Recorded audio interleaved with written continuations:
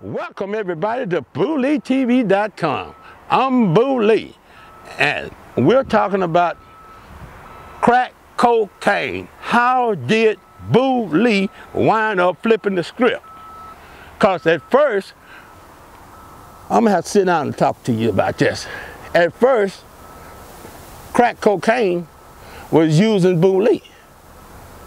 But then, through the grace of God, I kicked the habit. I've been 21 years sober, clean, no drinking, no drugging, no nicotine. And that's only through the grace of God. It all started, crack cocaine just led me into the dead end street. I've been going wrong down the wrong street ever since 1971 when my mother was killed.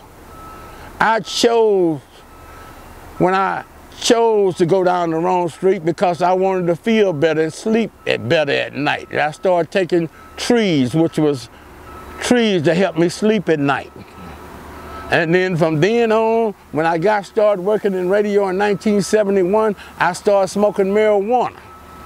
This is when I found out I am addicted, because I could not do my show at KYOK without smoking marijuana. I mean, it was the time that I needed marijuana so bad, I had to get on the radio and call out my weed man and say, hey man, I'm sending this out to Red. Red, where you at? If anybody know where Red, tell him, hey, dedicate this to Red. Anything to get him to call me. And sometimes other DJs would know that because we all use the same dealer. They would say, hey man, I know you calling Red. I've been trying to get in touch with him. Here's a joint, man, to help you through. So I was already addicted. I was so addicted to weed, I really hate leaving KYOK to go over to KCOH, because I said, how in the hell I'm gonna smoke weed in the Looking Glass studio and people gonna see me smoking weed? Shit, you know? And I asked one of the guys, I say, man, look at him, man, if I come over there, man, how am I gonna be able to smoke my weed? He said, man, you just got to go in the bathroom, man, listen to the radio, listen to the goddamn monitor to make sure your record don't run out. Oh, okay, well, that's okay then. A little uncomfortable, but I did it. But I had the addiction. And that weed addiction led me straight in to the dead end street of crack cocaine. But before it was crack cocaine, when I started in 1986, it was freebasing. We all heard about freebasing because we heard about Richard Pryor and how he got burned up. But then, in 1889, they wanted to make it more affordable for people, because if you didn't have $150 or better, you really couldn't smoke, or you couldn't freebase. It wasn't no such as crack.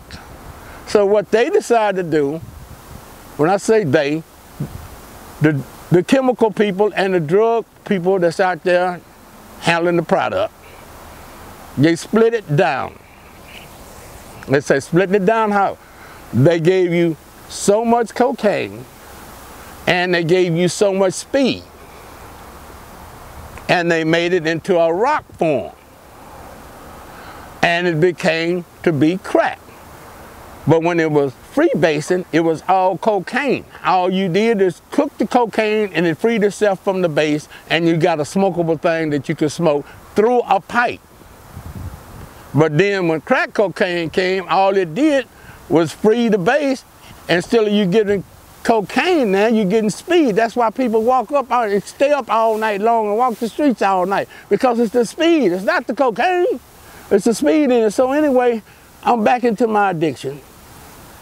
And it's getting to the point I couldn't keep a job, lost my family, lost everything I had, living out on the street, living from Star Hope to all the way to Salvation Army. And then in 1991,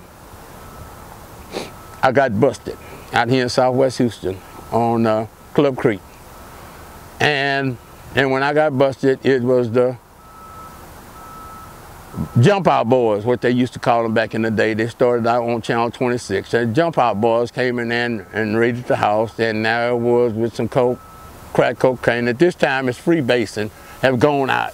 Crack cocaine, now you no longer use a bowl, you're using a stem, which used to be hooked into the bowl, and now you're not only using the screens, now you're using Brillo. Everything is cheap, but it's keeping your addiction up high, and it keeps you spending money. So I got to the point I was sick and tired of being sick and tired, and that's when I broke down, because I'm living in a vacant house, and I looked up into the sky, and I asked God to help me with my addiction, because I was just sick and tired of being sick and tired. I had jobs working at the Houston Chronicle, selling papers on the corner to keep my addiction going. One thing about my addiction, I did not steal from nobody, I did not hurt nobody to support it. It was my habit, and it was my habit to break.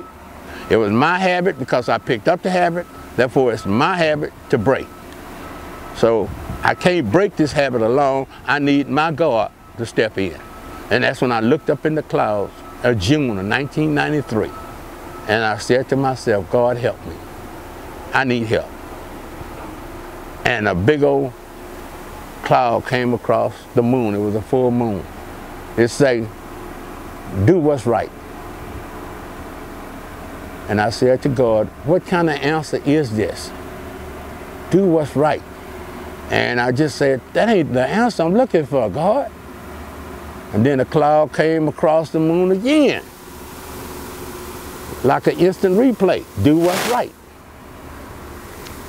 I say, do what's right?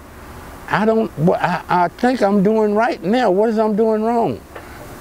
And the Spirit of God said, you always knew what was right and what was wrong. Remember when you was a little baby and you got hit on the hand because you're doing something you wasn't supposed to? You was crying, not because it hurt. You was crying because you got caught. So I said right again, do what's right, do the right thing. And I said to myself, well, the right thing is to turn myself in before I get caught. Because I know I got a warrant out, because on that probation I didn't do nothing but go out there and start smoking again. That didn't help my addiction. Well, the reason why they gave me a probation is because I never had any problem with the police in the past.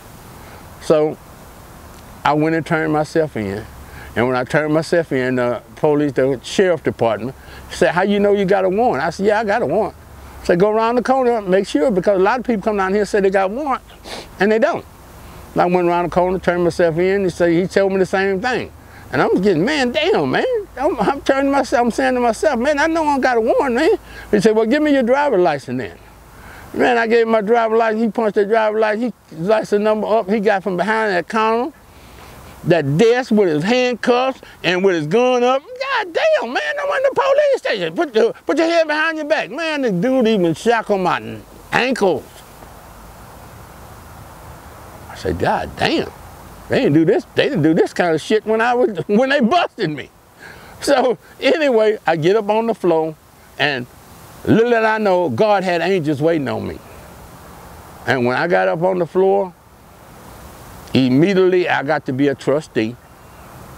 I started working in the kitchen, and they put me on the third shift, which is the breakfast shift. And therefore, it's easier because you don't have no dietitian there in the cafeteria, and the deputy don't have no sergeant over him. So it's laid back. I didn't ask for that, God sent me down. And the deputy was so cool that he let us use the phone for 5 minutes every day, every morning. And I was an elevator man, because I'm being an older guy in the jailhouse, so they didn't have me doing no hard work. I was an elevator man running the elevator from the 2nd floor to the 7th floor. On the 1st floor is the office people, so the elevator don't go there. It starts at the 2nd floor, and it goes from the 2nd floor, which is called trustee floor, and also the medical floor. 3rd floor is general population.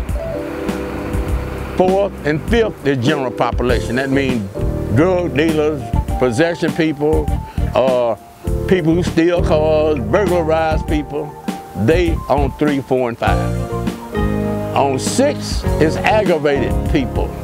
That people who rob people, people who had a gun, or people who shot somebody, or beat up somebody. Okay, that's aggravated floor.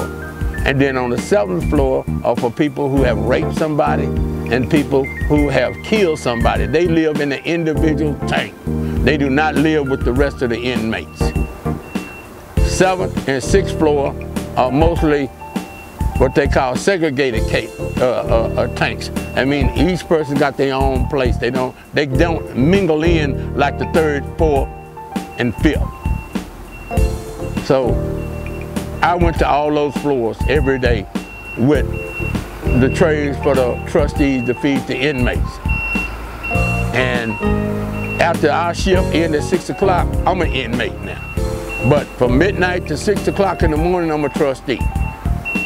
And that was the beginning of me learning how to live without crack cocaine. And I'll tell you more. I hope you enjoy this because it shows that anything can be changed and how good God is. But for God to be good, you got to do the right thing. That's what I learned out of this whole thing. And God has been truly blessed me from day one to where I am today. So keep listening. I thank you so much for all the people that be listening to BullyTV.com. Man, I didn't know I had so much love. Thank you so much. And whatever you do, if you like it, let me know by looking at it. Thank you. God bless you. And I will tell you more about what, how, and I did away with my addiction. Thank you. God bless you. I'm out of here.